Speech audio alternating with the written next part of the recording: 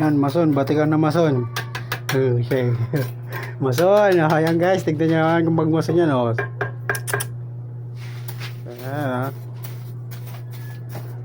yung masipag na mason, sarili niya ng halo yan. Kontrata niya kasi to mga mga lodi, kaya kontrata niya yan.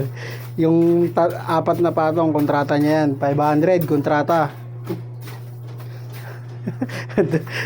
Kontra. Kaya kung magpa-kontrata na kayo sa kanya, bawat ano, isang piraso ng hollow blocks may may presyo.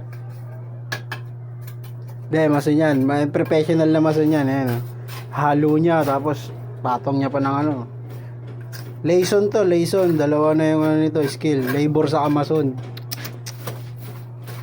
Yan dapat mga tinutularan ng mga construction boy, hindi mga patamad-tamad lang. Kahit walang bantay, masipag. Para walang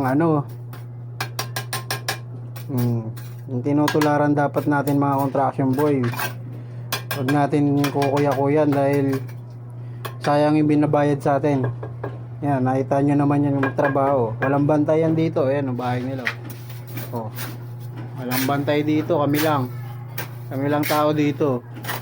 Pero nakita niya naman yan, gumagalaw, hindi nakaupo, oh. Diba? Kahit walang bantay, gumagana pa rin yan. Hindi yan paupo-upo. Yan ay mga ginawa namin kaninang umaga, oh. Oh, may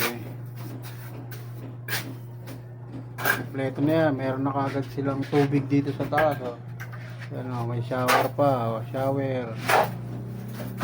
Oh, gripo, gate bulb, oh. May flash, ayan, oh, gate bulb, oh, ito naman. Oh, takbo para sa lababo. So, yan, oh. Oh, kita nyo naman yan, oh. Halo, asintada.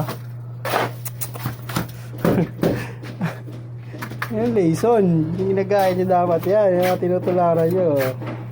Layson. Labor na, mason pa.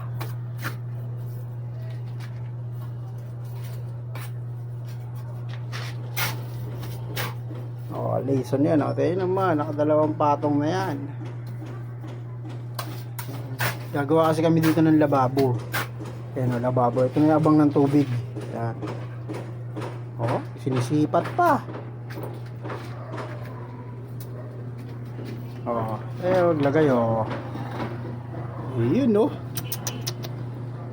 Oh, baka may ko-comment kayo dyan. Mag-comment na kayo para para malaman nyo agad kung ano yung pagkakamali.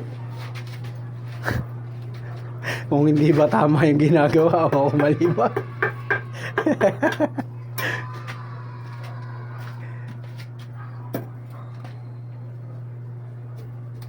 Oh, yan lang muna kasi ako na yung maghahalo, baka ako nangunguya ako na ako.